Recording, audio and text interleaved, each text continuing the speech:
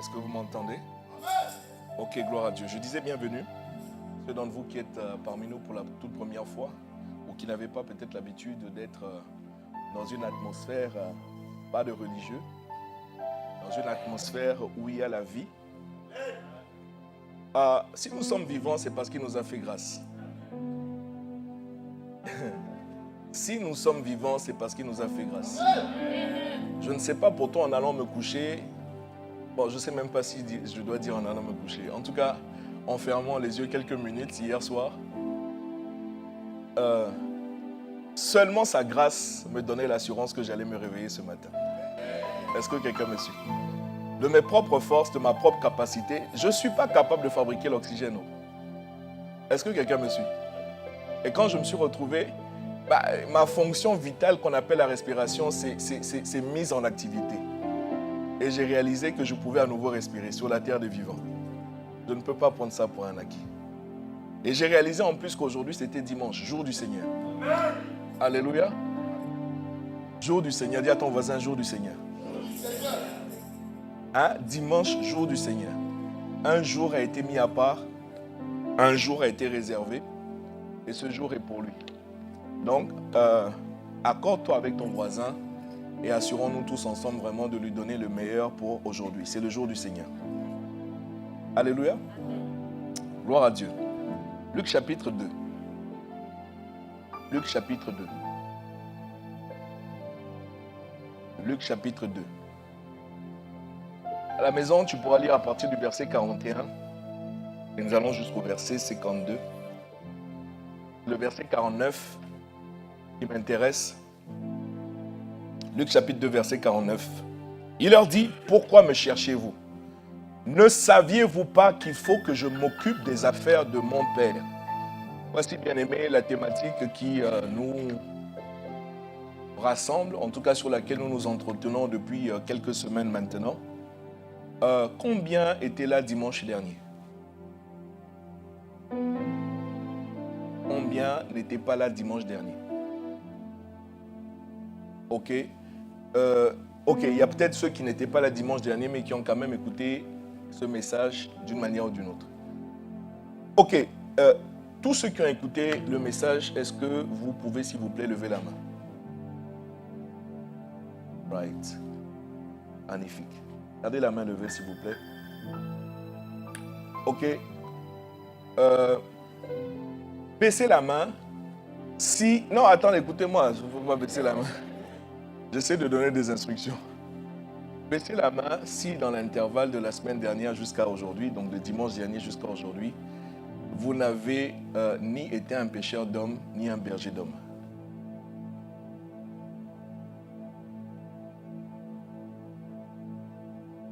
Il semblerait que ma question ne soit pas claire. Ok.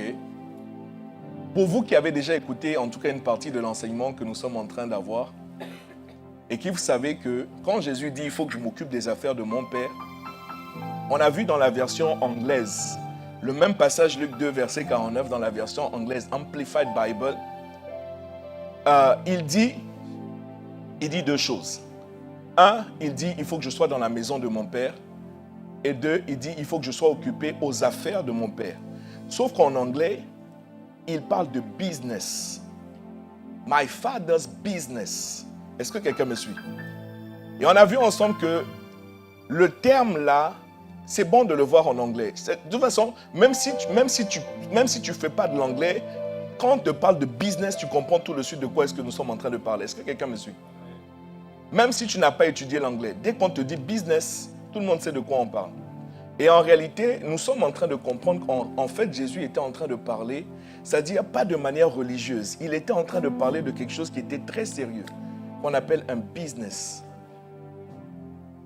En français, on parle des affaires. Voilà pourquoi on parle des hommes d'affaires. Alléluia. Et dès lors qu'on parle des hommes d'affaires, en français aussi, ça devient sérieux. Mais Jésus parle de les affaires de son Père. Quel Père? Un P majuscule, dans votre Bible normalement. Ce qui veut dire qu'il parle de Dieu. Or, la plupart d'entre nous, nous l'appelons aussi notre Père. Alléluia. Nous aussi, nous l'appelons notre Père. Mais il semblerait qu'on a un grand frère, un aîné, puisque la Bible dit qu'il est le premier-né. Notre grand frère Jésus Dans notre famille, lui, il était occupé aux affaires de notre père. La question, c'est toi et moi, à quoi est-ce que nous sommes occupés? Est-ce que quelqu'un me suit?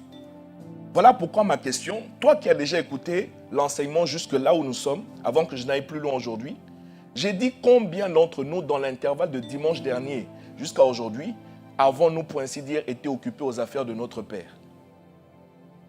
Donc, à ce stade-là, si ce n'est pas ton cas, tu dois baisser la main. C'est ça que je voulais dire. Ceux qui ont la main gardée, ça veut dire que dans l'intervalle de dimanche dernier jusqu'à aujourd'hui, d'une manière ou d'une autre, vous avez été occupés aux affaires de notre Père. C'est ça. C'est ça qui a fait que vous avez la main gardée. Ça veut dire soit vous avez gagné une âme.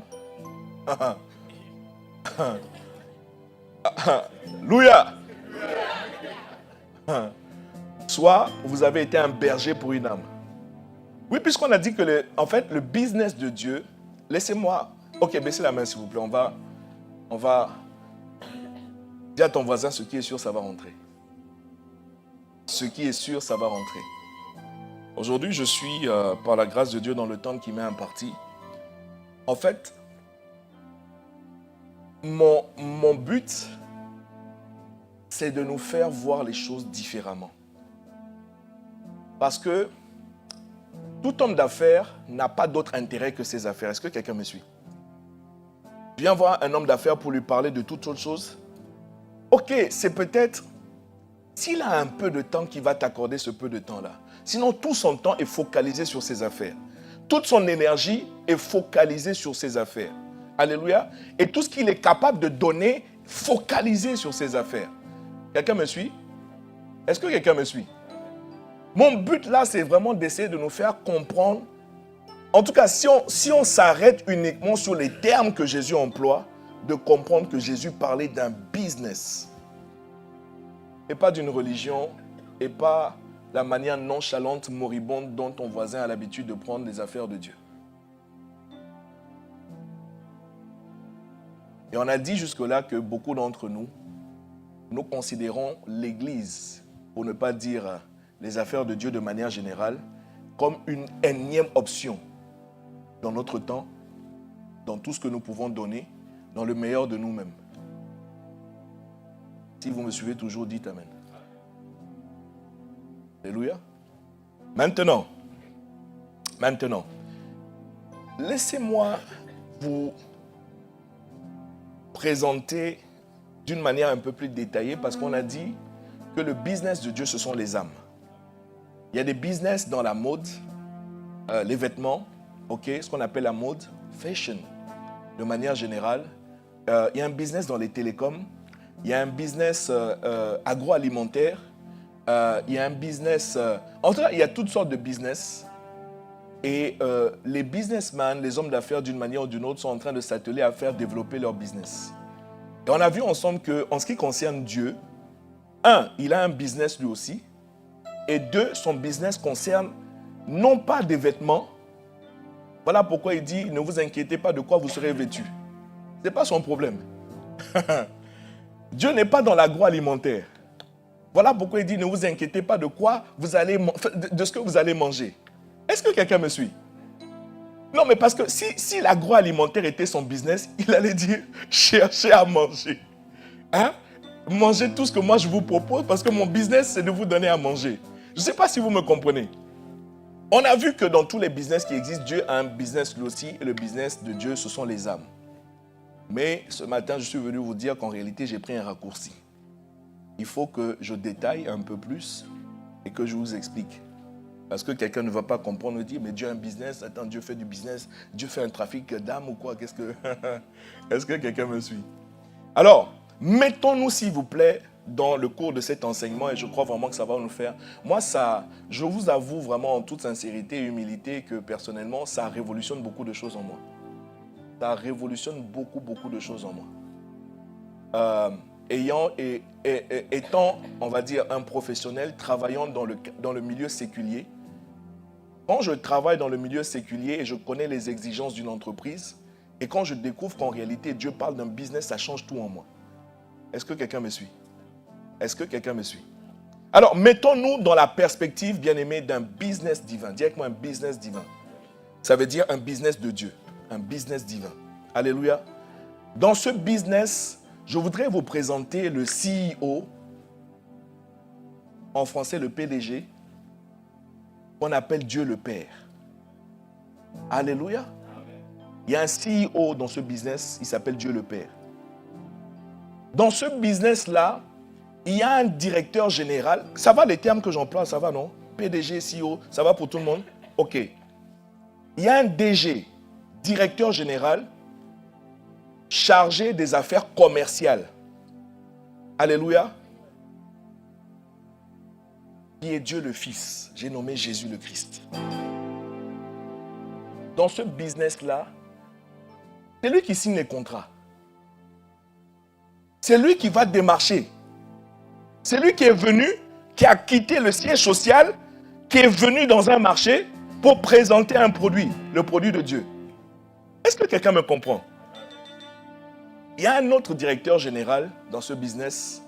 Lui, il est en charge des affaires juridiques et de tout ce qu'on appelle les opérations dans une entreprise. J'ai nommé le glorieux Saint-Esprit. Est-ce que quelqu'un me comprend? Alléluia. Maintenant, dans ce business, comme dans tous les business, il y a un produit, c'est-à-dire, il y a un produit, un service qui va être le fonds de commerce. C'est-à-dire, finalement, entre guillemets, qu'est-ce qu'on vend? Qu'est-ce qu'on propose? Alléluia. Qu'est-ce qu'on propose? Dans le business de Dieu, ce qu'on propose, alors, tu peux parler de salut, tu peux parler de vie éternelle, selon que le directeur commercial a dit, je suis venu pour que les brebis aient la vie et soient dans l'abondance. Quelqu'un me dit Amen. Jean 3,16, beaucoup nous connaissons, Dieu a tant aimé le monde qu'il a donné son Fils en unique, afin que quiconque croit en lui ne périsse point, mais qu'il ait la vie éternelle. Qu'est-ce qu'il est venu apporter? Qu'est-ce qu'il est venu donner? Qu'est-ce qu'il est venu proposer? La vie éternelle. Tu peux appeler ça le salut. Mais il y a une autre forme de ce que Dieu propose. On appelle le royaume de Dieu. Le royaume de Dieu n'est pas une religion. Quand Jésus arrive, il commence, son premier discours officiel, c'est « Repentez-vous car le royaume des cieux est proche ». Il faut comprendre qu'il était en train de dire, le royaume des cieux est proche, c'est un terme, en fait, dans les Écritures, c'est un terme qui veut dire, le royaume de Dieu est à proximité de vous. Hein, pour ne pas dire, c'est à portée de main, c'est comme si Jésus a un produit dans la main, il dit, je vous le tends, il est là. Est-ce que quelqu'un comprend? Quel est mon produit à moi? C'est le royaume de Dieu. Par opposition à ce qu'on appelle le royaume des ténèbres, qui a introduit sur la terre, bien aimé, toutes les catastrophes, les maladies, les dépressions, en tout cas tout ce qui est de ténébreux sur la terre. Et à l'époque de Jésus, tout le monde attendait qu'il va nous sortir, délivrer de la tyrannie, de ces ténèbres-là. Est-ce que quelqu'un me suit? Est-ce que quelqu'un me suit? Bon, si mon message ne t'enthousiasme pas, il n'y a pas de problème. Je vais remballer et puis je vais aller prêcher au Havre ce matin. Mais est-ce que tu sais qu'en réalité, j'aurais dû être au Havre? Oui. En réalité, j'aurais dû être au Havre. Ah, l'Esprit a dit ici. L'Esprit a dit ici. Ok.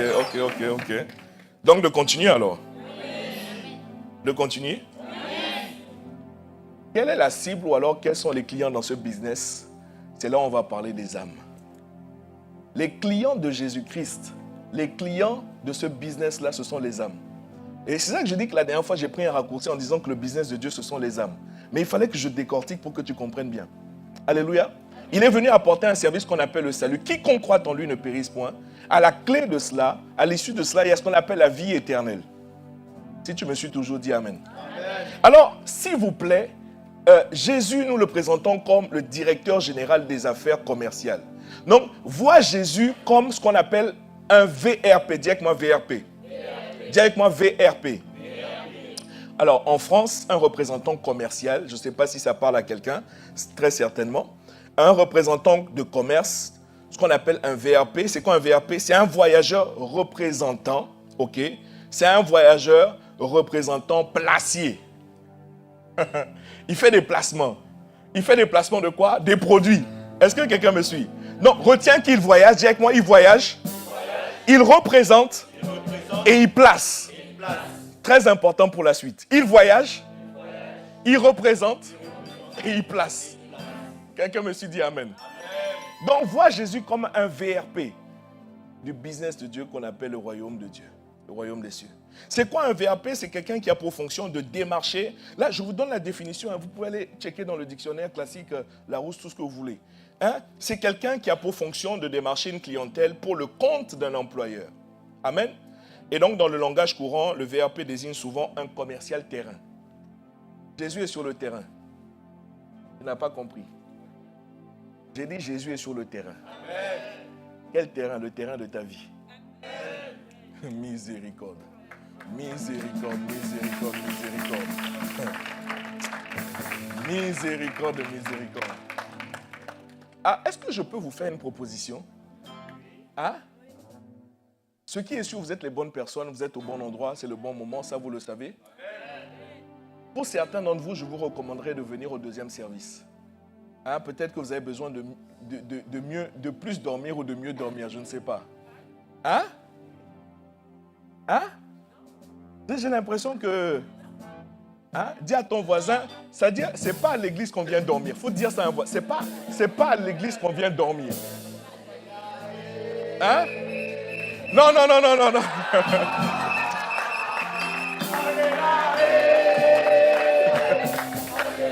Non, mais écoutez, les gars, attendez. Attendez.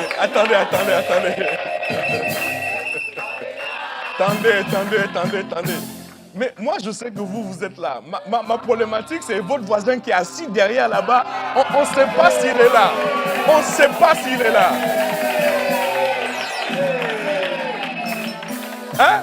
Faut demander à ton voisin, est-ce que tu es réveillé ce matin? Est-ce qu'il ne faut pas que tu vas... C'est pas mieux pour toi de venir au deuxième service? Mon frère, on est venu te dire que Jésus est sur le terrain de ta vie. Et tu es là comme ça.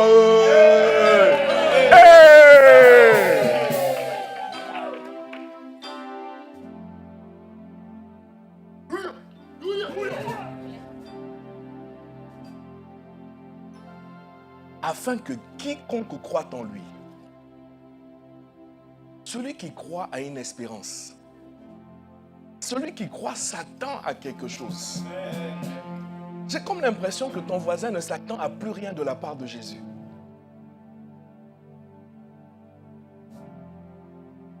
Mais alors ça veut dire quoi? Tu es venu ce matin quoi? Religieusement? Tu t'es trompé d'adresse. Je suis désolé, tu t'es trompé d'adresse. I'm sorry, oh. Asseyons-nous. Mais tu comprendras par la suite, par la grâce de Dieu, pourquoi je dis que Jésus est sur le terrain de ta vie. Mon frère, c'est un homme de terrain. C'est un homme de terrain, frère. Oh, si. En tout cas, est-ce que je peux continuer? Mon but là, c'est de te présenter dans cette perspective d'un business. Vois Jésus comme un VRP. Vois Jésus comme un professionnel. Vois Jésus comme un homme d'affaires. Et c'est pas du tout exhaustif, bien évidemment, mais je vais te parler de 12 caractéristiques de l'homme d'affaires qu'on appelle Jésus.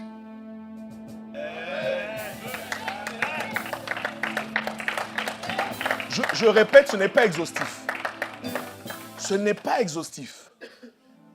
Mon but, c'est de te faire comprendre finalement, quand tu lis les Écritures, tu vas réaliser que certaines paroles de Jésus, certaines attitudes de Jésus, certains comportements de Jésus, c'est juste parce qu'il était conscient qu'il est dans un business. Il n'est pas venu perdre le temps. Il sait qu'il y a des enjeux. Je ne t'ai pas parlé de ce qu'on appelle dans le langage des entrepreneurs le CA, le chiffre d'affaires. Amen. Ou encore le CS, le capital social.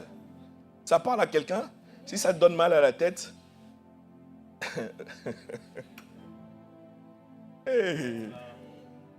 Pourtant ils veulent créer des entreprises. Pourtant ils sont heureux quand on leur parle de business. J'ai dit que certains même ont disparu de l'église et parce qu'ils sont venus dire, comme l'église n'est pas sérieux, laisse-moi aller faire un business. Parce que eux, dans leur perspective, un business est sérieux. Comme l'église n'est pas quelque chose de sérieux, donc, bon bref, vous avez compris, laissez-moi continuer. Le CA, le chiffre d'affaires, dans le business de Dieu, c'est ce qu'on appelle le capital d'âme.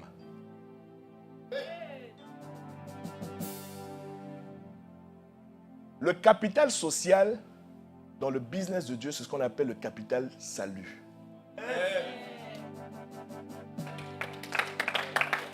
It's a business. Dis à ton voisin, it's a business.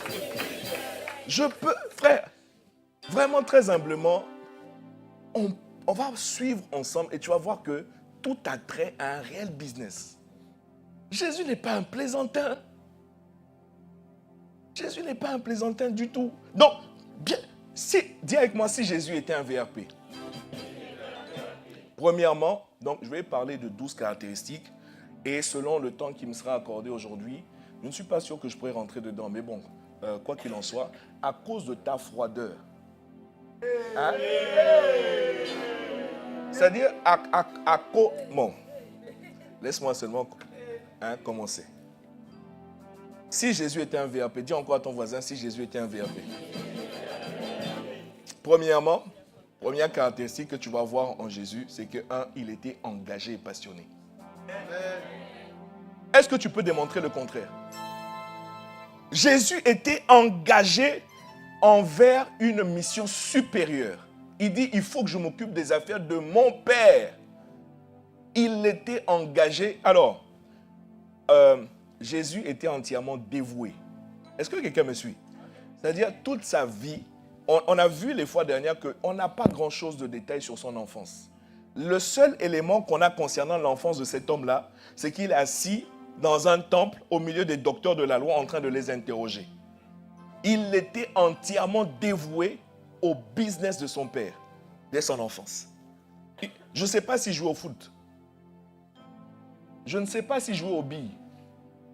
Actuellement, mon fils de 6 ans, c'est les billes. L'activité à la cour de récréation, c'est les billes. Donc moi, je ne sais pas si Jésus a eu le temps de faire tout ça. La seule indication qu'on a, c'est qu'à 12 ans, sa préoccupation, je suis assis, il dit, il faut que je sois dans la maison de mon père et il faut que je m'occupe des affaires de mon père. Quelqu'un me suit? Donc, première caractéristique, engagé vers une mission supérieure. Et on dit là que Jésus était entièrement dévoué à une cause beaucoup plus grande que lui-même. Amen. C'est-à-dire, tant qu'il était sur la terre dans une enveloppe corporelle. Parce que n'oubliez pas qu'il a quitté la gloire. Quelqu'un me suit ou pas? Alors, dans Jean chapitre 4, verset 34, Jésus dit par exemple, vous imaginez, et dans ce contexte-là, si vous lisez à la maison, vous allez vous rendre compte qu'après avoir voyagé, il est fatigué. Ses disciples viennent lui présenter à manger. Il dit, maître, mange quand même un peu. Et voici la réponse que Jésus va apporter. Il dit, moi, ma nourriture à moi, ma nourriture. Toi, je ne sais pas si c'est les shawarma. Toi, je ne sais pas si c'est... J'ai récemment découvert un plat. Alors, il faut que j'arrive à le prononcer. Biteku teku. C'est ça? C'est ça? Biteku teku. J'ai bien prononcé? Hey, c'est bon, j'ai réussi. Biteku teku. Alléluia. Si tu vas au Congo, Biteku teku. Hey. Toi, je ne sais pas si c'est le mafé. Hein? Les autres, c'est aloko. D'autres même encore, c'est ridjonjon. C'est ça? Jésus dit tout ça là. Moi, Jésus dit ma nourriture à moi. Dieu, ma nourriture à moi, frère. Jésus déclare que c'est de faire la volonté de mon Père qui m'a envoyé. Jésus dit, moi, vos affaires de biteku, je ne suis pas dedans. Vos affaires de aloko là, je ne suis pas dedans. Vos histoires d'atchéké, ça ne m'intéresse pas. Frère, ma nourriture, c'est de faire la volonté de mon Père qui m'a envoyé.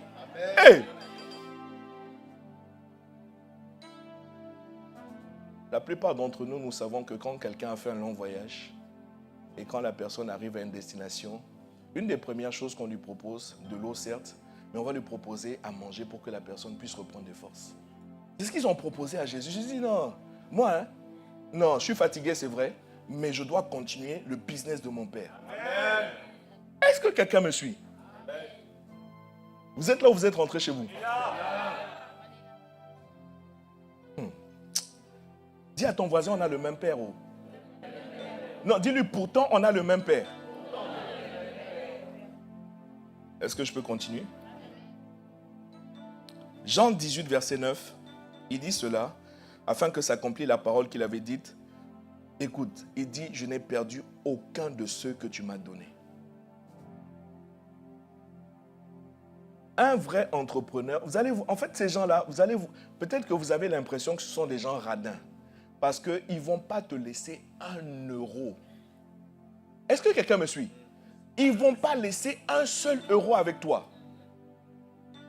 Jésus dit, je n'ai perdu aucune âme. Je n'ai perdu aucune des âmes que tu m'as données. Je veille sur chacune d'entre elles. Chacune d'entre elles est précieuse. Chacune d'entre elles augmente le capital d'âme de notre société. Quelqu'un me suit ou pas? Une des premières manières, si vous voulez faire du business et prospérer, une des manières, c'est que vous devez apprendre à garder ce que vous avez déjà. Ils ne m'ont pas compris ici. Je vais parler là-bas. Je vous donne, si un jour vous voulez faire un business sérieux, il y a des gens qui ont commencé de rien. Il y a des gens qui ont commencé avec 1 euro. Il y a des gens qui ont commencé avec 100 euros. Le problème de ton voisin, c'est que lui, il est dans le gaspillage. Le problème de ton voisin, c'est que pour lui, 1 euro, ce n'est pas assez significatif. Donc, même si ça tombe par terre, ce n'est pas grave. Hey, un businessman, il ne va pas laisser 1 euro avec toi. Amen. Jésus dit, je n'ai perdu aucune des âmes que tu m'as données. Il est dans un business. Quelqu'un me suit? Amen. Alléluia. Amen. Alors, en tant qu'un homme d'affaires, en tant qu'homme d'affaires, Jésus a démontré ce qu'on appelle une fidélité. Amen. Une loyauté et un engagement sans faille envers, dans le jargon professionnel, ce qu'on appelle le N+1, son supérieur. Il était dévoué, engagé, parce que c'est la mission que son supérieur lui a donnée. Il dit, il faut que je m'occupe des affaires de mon Père. Jean 17, verset 12, « Lorsque j'étais avec eux dans le monde, je les gardais en ton nom. » Voilà ce que Jésus déclare. Et là, ce que nous allons voir, c'est qu'il y a une caractéristique là dans le monde professionnel qu'on appelle le reporting. Le reporting. C'est-à-dire le fait de rendre compte à ses supérieurs. Le fait, on t'a confié une mission, tu viens dire voilà où est-ce que j'en suis, amen, voilà ce que j'ai pu faire, éventuellement voilà ce que je n'ai pas pu faire. Et dans le reporting que Jésus fait à son Père, c'est-à-dire quasiment vers la fin de sa mission sur la terre, il dit lorsque j'étais avec eux dans le monde, je les gardais en ton nom, j'ai gardé ceux que tu m'as donnés et aucun d'eux ne s'est perdu, sinon le fils de la perdition. Ça veut dire il y en a un seul là. C'est-à-dire dans le reporting, tu dis ce que tu as pu faire et ce que tu n'as pas pu faire. Alléluia. Il dit, il y en a un seul, lui seulement, je n'ai pas pu le garder. Et il y a une raison pour laquelle je n'ai pas pu le garder. Parce que dans le reporting, tu dois justifier pourquoi tu n'as pas pu faire ce que tu étais censé faire. Amen. Il dit, il y a une raison pour laquelle je n'ai pas pu le garder celui-là. Parce que lui, c'est le fils de la perdition. Sinon, tous les autres, j'ai gardé fidèlement. Quelqu'un me suit? Est-ce que quelqu'un me suit? Afin que l'écriture fût accomplie. Donc Jésus avait une capacité de reporter fidèlement à son N+1. Pourquoi? Parce qu'il était engagé dans une mission qui lui a été confiée par un supérieur. Si tu me suis dit un bon amen. Amen. Une deuxième caractéristique de Jésus, je l'ai mentionné rapidement tout à l'heure, c'était quelqu'un de passionné et de zélé pour l'œuvre de Dieu. Amen. Ce qu'on appelle the burning fire. Un feu, frère. Par la suite, on le verra, parce que c'est l'apôtre Paul, par exemple, qui dira « Malheur à moi si je ne prêche pas ». C'est-à-dire, il y a un feu qui te prend.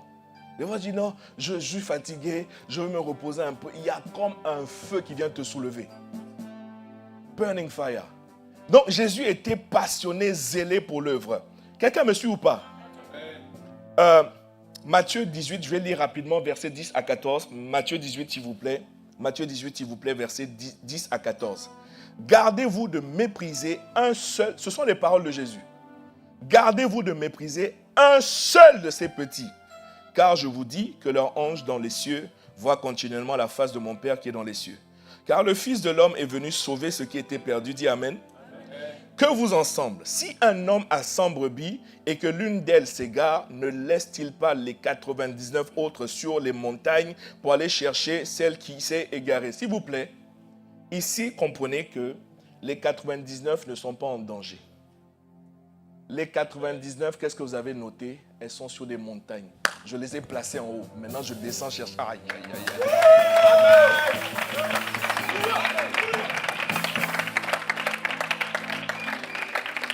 Il y a quelqu'un qui va croire, mais non, mais ce Jésus, comment il laisse 99 comme ça? Il les a placés en haut. Amen. Elles sont en sécurité. Il y en a une seule qui est en danger. Elle s'est perdue. Je vais aller la chercher. C'est ce qu'il est en train de dire.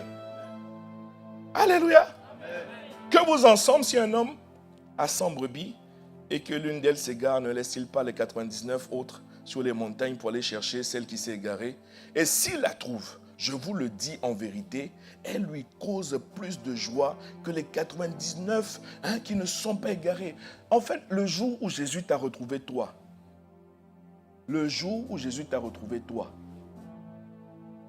on a vu tout à l'heure qu'il y a 10 personnes à Dieppe et à Rouen que Jésus a trouvé hier. En fait, est-ce qu'ils ont acclamé? Est-ce qu'ils ont acclamé? Est-ce qu'ils ont acclamé même? Est-ce qu'ils ont acclamé même? Hey! Il y a quelqu'un, écoute. Comédien, arrête-moi ça. Tu es un vrai comédien. S'il vous plaît, ce n'est pas du folklore. Si ce n'est pas une joie pour toi d'entendre ces choses, tu dois demander à Dieu. Tu dois le demander à Dieu. Non, sincèrement, tu dois demander à Dieu. Accorde-moi la grâce de me réjouir de ce qui te réjouit toi. Je vous dis la vérité, tu dois le demander à Dieu. Ici, ce n'est pas une histoire de pointer du doigt quelqu'un ou bien faire quelqu'un se sentir mal à l'aise. Non, ce n'est pas ça. Mais il y a des choses qui font mouvoir Dieu. Il semblerait qu'il y a des choses qui réjouissent Dieu. Mais toi, si tu regardes bien, ce n'est pas ces choses-là qui te font plaisir. Amen. Amen. Quelqu'un me suit ou pas? Mon frère, le jour où Dieu t'a trouvé, pour ainsi dire, il dit tu lui as causé plus de joie si on était plus ancien que toi, que nous autres, nous sommes là depuis. Nous, il nous a placés en sécurité. Mais toi, le jour où il t'a sauvé, ce jour-là, tu lui as causé beaucoup plus de joie que tous les autres. Hein? Ou bien c'est pas ça qui est écrit. C'est ça qui est écrit. C'est ça qui est écrit ou pas? Le jour où il t'a trouvé, tu lui as causé beaucoup plus de joie que tous les autres. Waouh! Je vois un commercial qui vient de signer un contrat. C'est-à-dire, tu n'as aucune idée de la joie que ce nouveau contrat vient de lui apporter. Et pourtant, il en a déjà signé. Hein? Il en a déjà signé. Mais il vient de signer un tout nouveau contrat. Est-ce que quelqu'un me comprend? Alléluia. Est-ce qu'on peut poursuivre? Allez, asseyons-nous. Asseyons-nous.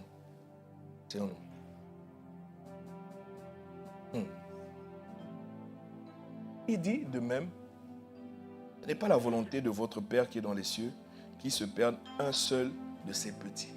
Pas la volonté de Dieu. Dis la volonté de Dieu, on l'a déjà vu en Timothée 4, verset. C'est-à-dire que tous les hommes soient sauvés. Est-ce qu'ils sont tous sauvés? Non. Est-ce que Dieu a menti? Non. C'est sa volonté. Mais il n'empêche que chacun doit prendre la décision de dire oui, Jésus, je crois en toi, j'accepte ce que tu es venu me proposer. Attends, si tu viens proposer un contrat à quelqu'un, dis je ne signe pas ton contrat. Je ne veux pas signer le contrat.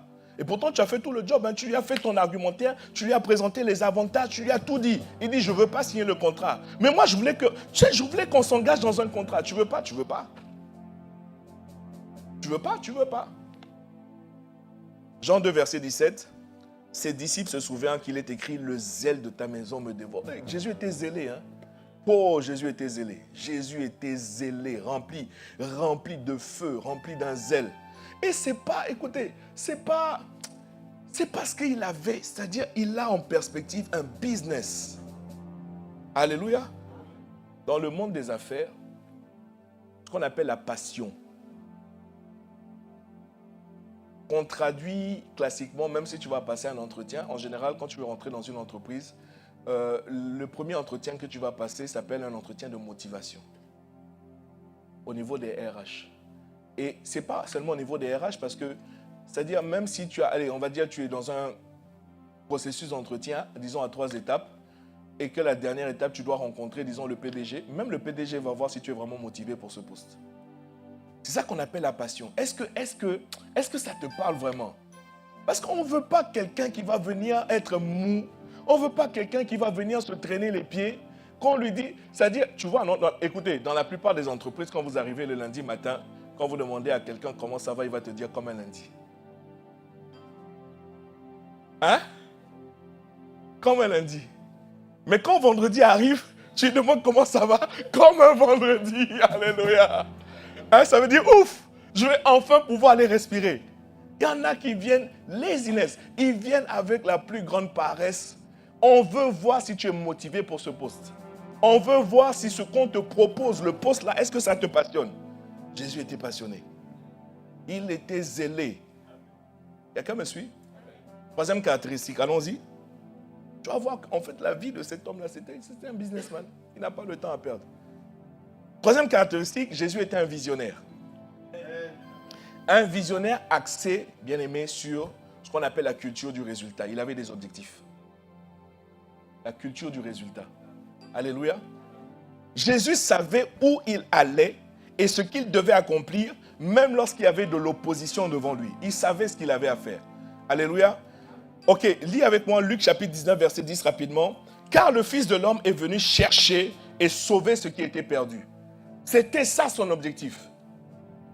Je suis venu chercher et sauver. Est-ce que tu te souviens de la définition qu'on a donnée du pécheur? Il cherche, il capture. Alléluia. Ok, tu n'étais pas là dimanche dernier, je comprends.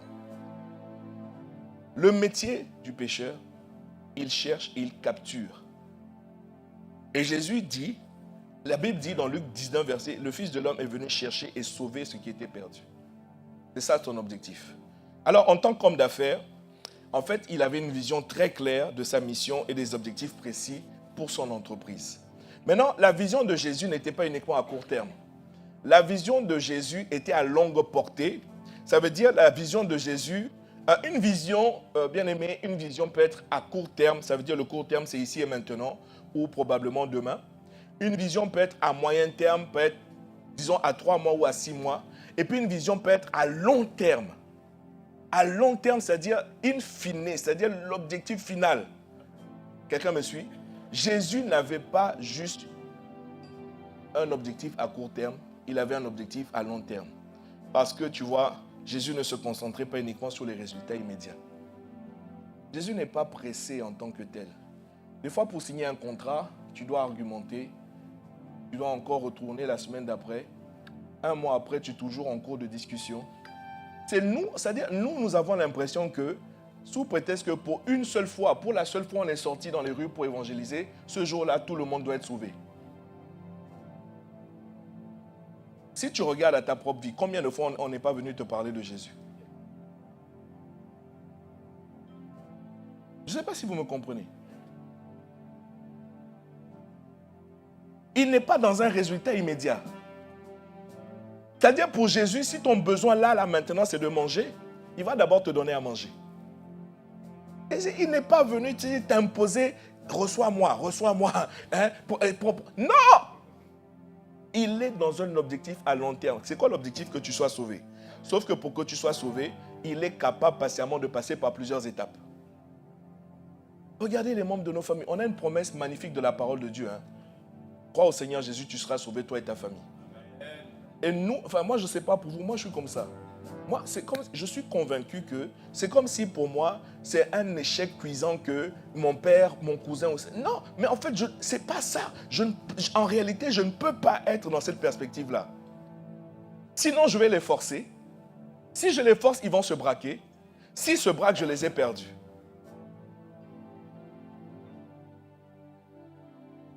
Quand je peux parler, je vais parler. Quand je peux exhorter, je vais exhorter. Mais je reste en prière pour eux. Jusqu'à ce que Dieu tende sa main pour les tirer de là. Pourquoi? Parce que la vision est à long terme. La vision est à long terme. Un bon commercial n'est pas pressé. Et d'ailleurs, même s'il se presse à signer un contrat, il risque de signer un contrat au rabais. Je ne sais pas s'il y a des étudiants d'école de commerce ou bien des commerciaux au milieu de nous. Hein. Alléluia. Ok. Il dit dans Matthieu 6, verset 19, « Ne vous amassez pas des trésors sur la terre, mais dans le ciel. » C'est une autre manière de voir que la perspective de Jésus, c'est que moi, je vais au-delà de la terre. Il y a des gens qui cherchent, ok, des récompenses là pour la terre. Jésus dit, moi, je vais au-delà de là. Il a une vision long terme. C'est un businessman. Amen. Dans le business, ça veut dire quoi? Quand tu vas commencer un business, Et éventuellement, tu vas avoir, c'est vrai, tes premiers contrats. Tu vas vouloir, si tu ne fais pas attention, tu vas vouloir commencer à dépenser tout de suite. C'est une grave erreur. Une grave erreur. Une grave erreur. Si tu fais ça, tu montres que ta vision n'est pas à long terme. Est-ce que je peux poursuivre? Caractéristique numéro 4. On en a 12. Jésus était un sage gestionnaire des ressources. Sage gestionnaire des ressources. Pourquoi? Parce qu'il a démontré sa capacité à maximiser des ressources limitées comme 5 pains et 2 poissons. Jésus, tu lui donnes 5 pains, 2 poissons, tu as en face de toi 5000 hommes, sans compter les femmes et les enfants. Il maximise. Et il fait en sorte que chacun ait quelque chose à manger. Est-ce que quelqu'un me suit? Est-ce que quelqu'un me suit? Matthieu 14, verset 20, la Bible dit « Et tous mangèrent et furent rassasiés, et l'on emporta 12 paniers pleins des morceaux qui restaient. » Dans une version parallèle, je ne sais plus si c'est Luc ou... en tout cas, c'est-à-dire quand il en est resté, Jésus leur a dit « Amassez le reste, mettez dans des paniers. » Ce n'est pas un gaspilleur.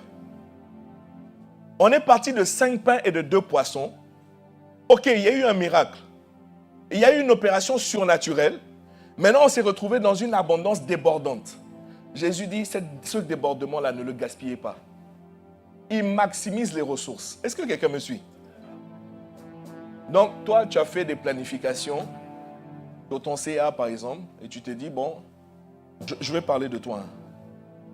Et tu dis, cette année 2024, ou je vais plutôt te projeter un peu plus loin, d'ici 2025, tu as un CA de 1 million d'euros.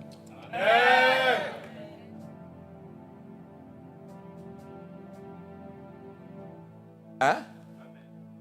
Il y a des gens qui ne croient pas. Mais il ne faut pas dire aussi un amen incrédule. En même temps, il ne faut pas dire amen pour dire amen. Tu dis amen parce que tu le crois et tu l'as reçu. Maintenant, voilà ce que Dieu va faire. Tu ne vas pas te retrouver avec 1 million, tu vas te retrouver avec 1 500 000. Les 500 000 là, ce n'est pas pour que tu ailles faire la fête. Maximise, mets dans les paniers, garde ça. C'est ça qu'il est en train d'expliquer. Vous me suivez ou pas? Est-ce que quelqu'un me suit? Alléluia. Non, un homme d'affaires inspiré, un homme d'affaires qui est sage va optimiser les ressources, même dans les situations difficiles. Moi, je dis à mes enfants, ne mangeons pas tout aujourd'hui. Ne mangeons pas tout aujourd'hui, on ne sait jamais. Demain, on peut en avoir encore besoin. Alléluia. Et parmi les ressources, je ne vais citer, ok, on a parlé de la nourriture, mais il y a une ressource clé là. Il y a vraiment une ressource clé que Jésus, en tout cas, ne prenait pas à la légère, ce qu'on appelle la ressource temps. Jésus était toujours ponctuel à tous les rendez-vous qu'il avait. Il faut lire les Écritures. Il n'a jamais été soit en avance. À un moment donné, c'est à ça, oui, c'est à Marie, aux noces de Cana, qui dit « Mon temps n'est pas encore arrivé ». Non, il y a des choses. C'est-à-dire, écoute, dans ta vie, il y a des choses, il n'est pas pressé de les faire. Ce n'est pas le temps. Hey! Il n'est ni en avance ni en retard. Quand Jésus débarque, bien aimé, il faut savoir que c'est l'heure, c'est le moment, c'est le jour J, c'est le moment M, c'est là qu'il doit intervenir. Il n'est jamais en retard. Jamais, jamais, jamais en retard. Oh, mais il t'a dit, si la promesse tarde, si la prophétie tarde, toi, attends là. Une chose est sûre, c'est qu'elle va s'accomplir. Amen. Elle va s'accomplir certainement. Amen. Sauf que toute prophétie a un temps. C'est juste toi, ne rate pas la saison de ta prophétie. Parce que c'est toi qui peux la rater. Mais lui, écoute, il viendra au temps marqué au rendez-vous. Sauf que quand il est arrivé au rendez-vous, toi, tu n'étais pas là. Comme il n'a pas de temps à perdre, il est reparti. Je ne sais pas si vous me comprenez. Il y a la ressource temps. Jésus n'a jamais gaspillé le temps. Jamais. Il faut lire les Écritures. Il n'a jamais gaspillé le temps. Alléluia. Ok, caractéristique numéro 5, bien aimé. Celui-là, il faut que je l'explique. Ce qu'on appelle le principe des serviteurs leaders. Serviteurs leaders. Dans le business aujourd'hui, des PDG, des managers, des DG vont se faire former à un nouveau style de leadership qu'on appelle le servant leadership. En français, ok, le serviteur leader. Je vais expliquer. Jésus a enseigné et incarné en réalité un leadership basé sur le service. Un vrai leader, c'est quelqu'un qui sert les autres. Il y a une différence entre un manager et un leader. Il y a une différence entre, c'est-à-dire le terme anglais qu'on appelle de boss et de leader. Le boss, c'est le patron. Le boss, c'est le chef. Le boss, c'est celui qui donne des ordres. Vous n'avez qu'à faire. Le leader, c'est celui qui sert les autres. Est-ce que quelqu'un me comprend? Servant leadership, serviteur leader, c'est... En fait, il a incarné un leadership basé sur le service en se mettant toujours au service des autres. Et en fait, il dit dans Matthieu 20, verset 26, « Quiconque veut être grand parmi vous, qu'il soit votre serviteur. » Jésus est venu défier, bien aimé, la logique, c'est-à-dire la logique de tous les hommes. Je veux être grand, donc il faut que je sois au-dessus de... Jésus dit, si tu veux être grand, il faut que tu sois au-dessus de tout le monde. Et tu veux être grand, il faut que tu sois en dessous de tout le monde. Pierre n'a jamais compris pourquoi Jésus a voulu laver ses pieds. Il dit, non, mais moi, je ne peux pas te laisser laver mes pieds, non. Jésus dit, laisse-moi faire. Je suis en train de t'expliquer quelque chose, Pierre. Maintenant, dans le monde de l'entreprise, permets-moi de t'expliquer que dans le monde des affaires, cela, en fait, ta grandeur, pour ainsi dire ta richesse, dépend de ta capacité à servir le plus grand nombre de personnes. Microsoft est très grand, pourquoi? Parce qu'aujourd'hui, dans les coins les plus reculés, dans les endroits les plus reculés, ils ont des produits Microsoft. Ils ont un système d'exploitation qu'on appelle Windows. Ils ont des logiciels pour faire du traitement de texte. C'est-à-dire c'est répandu partout. Microsoft, et ce n'est qu'un exemple. C'est-à-dire le fait d'apporter ton produit et de le servir au plus grand nombre. Vous savez c'est quoi le secret? Le secret de la grandeur dans le business? Il faut être humble. Ouvre un produit, un service. Cherche à servir le plus grand nombre de personnes avec une qualité au top. Tu deviendras grand. Amen. Tu deviendras grand. Amen. Mais nous autres, qu'est-ce qu'on nous a appris? La médiocrité absolue. C'est pas grave. Guys, si on ne parle pas de ça dans l'église, on risque de reproduire perpétuellement. En fait, ce qui fait que l'église n'a aucun éclat. Il n'y a pas grand monde qui s'intéresse à l'église. Parce que de l'église ne sortent pas des choses excellentes. J'étais à Bruxelles hier. Et puis on parlait. Et puis il y a une de nos sœurs qui expliquait qu'elle habite un quartier. Dans son quartier là-bas, la plupart du temps, c'est un quartier où tu vas trouver des résidences. Les grandes maisons, c'est un quartier résidentiel. Là-bas, tu vas trouver des chefs d'entreprise, des businessmen, ok. En fait, le soir, il n'y a personne dans les rues. En fait, c'est quoi la problématique de la sœur? Elle explique qu'elle veut bien sortir, aller faire de l'évangélisation, sauf que quand elle sort, elle ne trouve personne dans les rues. Est-ce que quelqu'un me suit? Quelqu'un me suit ou pas? Donc, ils sont pas, le soir, ils sont chez eux, soit en train de se reposer ou en train de dormir, je ne sais pas. Tu ne vas pas les trouver dans les rues. Maintenant, quel est ce businessman chef d'entreprise que tu vas croiser dans les rues et tu dis non, je suis impact centre chrétien, je suis venu vous parler de Jésus. Il n'en a rien à faire. Le mec fait son argent. Tu vas lui parler de quoi? Si tu veux le trouver, tu veux que je te dise où tu vas le trouver? Hein? Là-bas, vous n'avez pas l'air trop intéressé. Est-ce que vous voulez trouver des businessmen? Hein? Écoutez, dans la branche c'est-à-dire dans l'activité du royaume des cieux qu'on appelle la pêche, il y a poisson et poisson. Il y a poisson et poisson. Il y a un poisson, quand tu le pêches, il peut payer tes impôts. Écoutez, ne me laissez pas aller là-bas. Ne me laissez pas aller là-bas.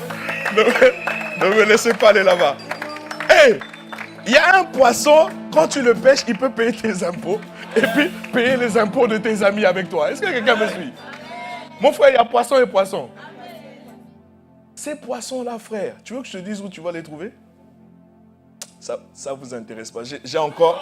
Non, j'ai encore d'autres caractéristiques. Non, j'ai des caractéristiques. On est à 5. Il faut 12. Tu comprends, non? Non, c'est pas grave, je vais avancer. C'est pas... Revenez au deuxième service. Deuxième service. Non. Hein? Vous savez, bon, écoutez. Non, écoutez, chacun est envoyé vers un type de personne. Peut-être que vous n'êtes pas envoyé vers... C'est pas grave. Non, laissez. Je dirais ça au deuxième service. Hein? Je dirais ça. Vous n'êtes pas intéressé. Hein? De toutes les manières, vous ne savez... C'est-à-dire, même si vous allez là-bas, parce que moi, je suis en train de m'apprêter à aller là-bas. Hein? Je suis en train de me préparer comme ça à aller là-bas. Combien veulent savoir où vous allez trouver ces poissons-là? Mon frère, il faut aller au golfe. Amen.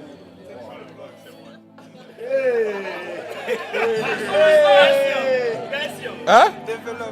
Il faut aller au golfe. Golf. Tu vois, non, il ne sait pas c'est quoi le golf. Et ils ne savent pas c'est quoi le golf. Hein? Et ils jouent au sport de la population. Combien savent jouer au tennis ici? Non, tennis, hein? Pas. Tennis, hein? Combien savent jouer au golf ici? Combien savent jouer au golf? Waouh! Pas mini-golf, hein? Non, pas mini-golf. Pas mini-golf. Non, papa, on dit... Non, golf. Hein, sur les cours là-bas. Moi, je suis en train de m'apprêter comme ça, aller là-bas. Ah oui. Mais ces poissons-là, tu ne vas pas les trouver. Non, mon frère. Il y a des trucs qu'on trouve en eau profonde. Alléluia. Asseyez-vous, s'il vous plaît, il me reste 6 minutes. J'ai encore 7 points à développer. Tu veux être grand, il faut que tu apprennes à placer, c'est-à-dire à proposer ton service au plus grand nombre de personnes. Et tu dois pouvoir parler à plusieurs catégories de personnes. Voilà pourquoi, c'est-à-dire qu'il y a des entreprises où en fait, c'est le même produit, mais il y a ce qu'on appelle des gammes. Quelqu'un me suit ou pas? Il y a des gammes. C'est le même produit. Il y a des gammes. Dis à ton voisin, mais ce Jésus-là, c'est un businessman en fait.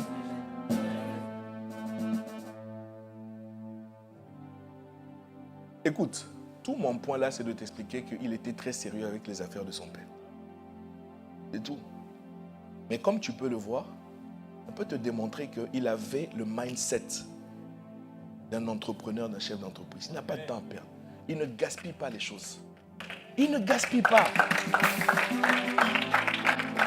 Alléluia. 6. On arrive au moins à 6. Moi qui comptais te parler des 12 et ensuite te parler après d'au moins 7 bénéfices. Parce qu'un jour, je sais que toi tu ne bougeras jamais tant que tu ne verras pas où est ton intérêt dans cette affaire. Non, je le sais. J'ai quelqu'un qui dit, oui, mais depuis là, il parle, et moi, je gagne quoi dedans?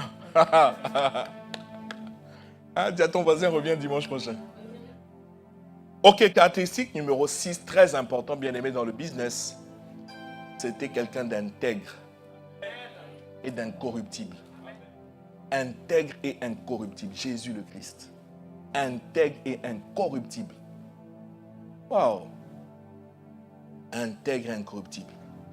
En fait, Jésus ne se compromettait jamais. Il ne compromettait jamais ses principes. La parole de Dieu était pour lui absolue. C'est mon manuel. C'est la base sur laquelle je fais mon business. Je ne me compromets pas. Les principes sont les principes. Un jour, dis avec moi un jour, un concurrent est venu voir Jésus.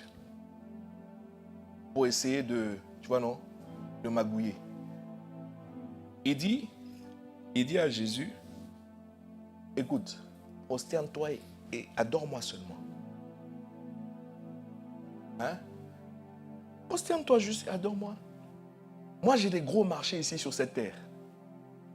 C'est ce qu'il était en train de dire. J'ai de très gros marchés sur cette terre. Prosterne-toi seulement, adore-moi.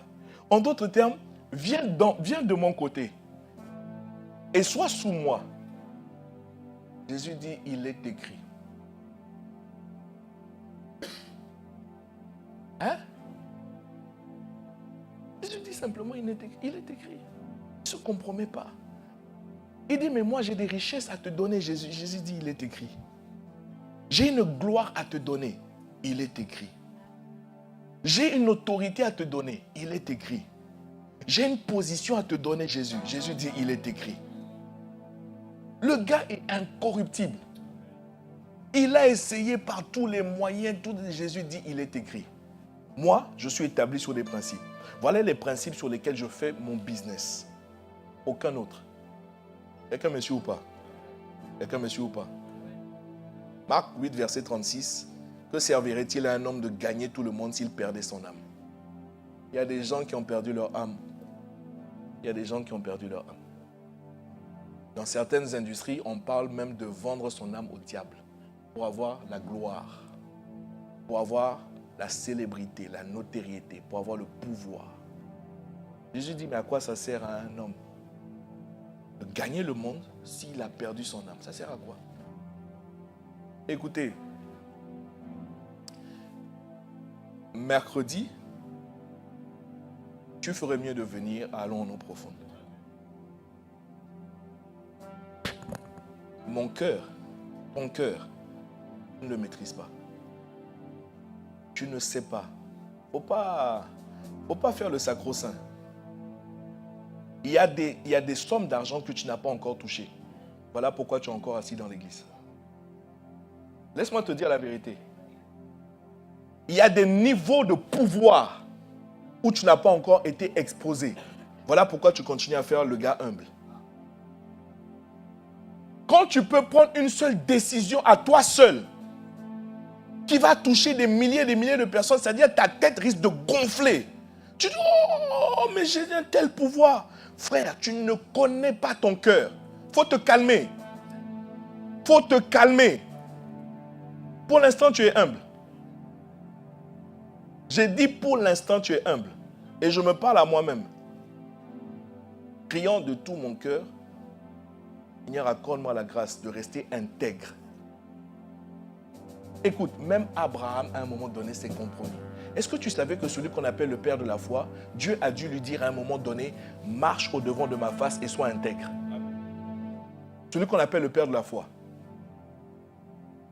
Dieu a dû lui dire, Abraham, tu fais quoi? Abraham, tu fais quoi là? Reste là. Je t'ai dit de marcher dans ce couloir. Reste intègre, ne te compromets pas. Reste là, Abraham. Mon frère, tu ne connais pas ton cœur. Alléluia.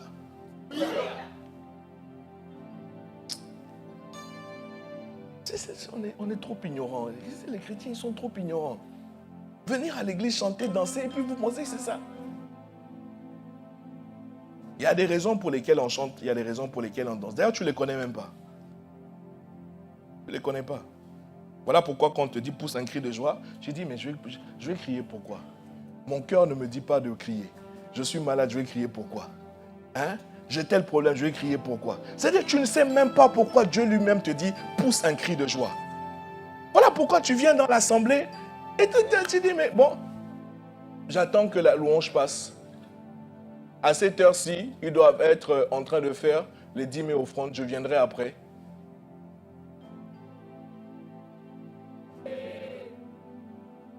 On m'a dit que mon temps est terminé. Béni soit le Seigneur. Reviens la semaine prochaine. Alléluia.